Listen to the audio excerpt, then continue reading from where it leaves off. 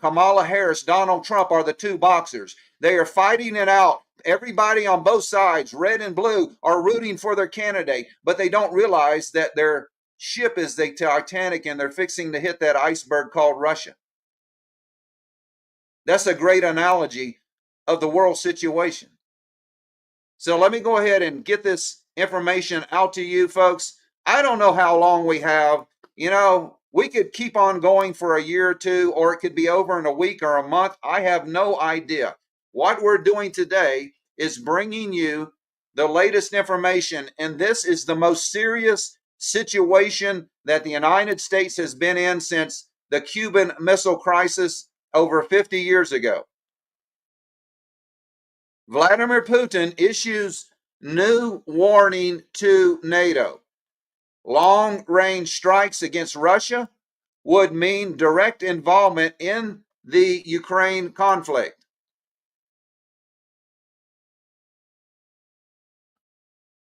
Removing restrictions on Ukraine's use of Western weapons would directly involve the United States and its allies in the conflict with Russia and would be met with an appropriate response, Russian President Vladimir Putin has warned.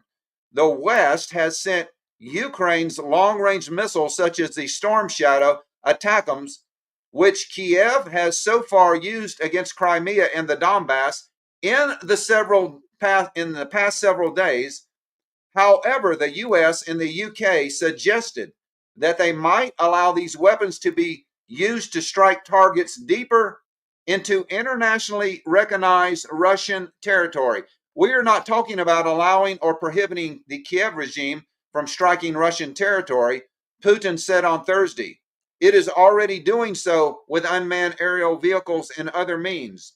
Ukraine lacks the capability to use the long-range systems, Putin added, noted that the targeting for such strikes requires the intelligence from NATO satellites, while firing solutions can only be entered in by NATO personnel.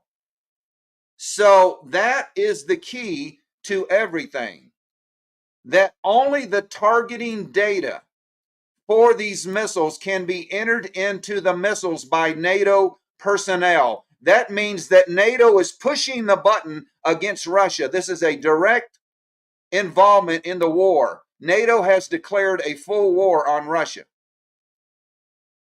And we are about to reap the results of our incompetent, suicidal, maniac, demon-possessed leaders that they want to take the United States down. Let's read that again. This is very, very important.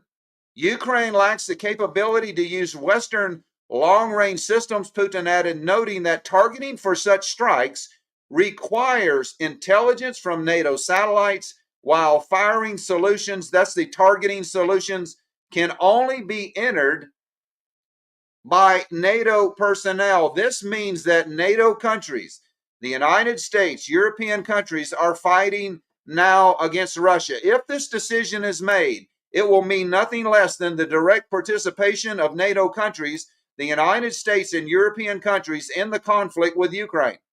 The Russian president said their direct participation, of course, significantly changes the very essence, the very nature of the conflict.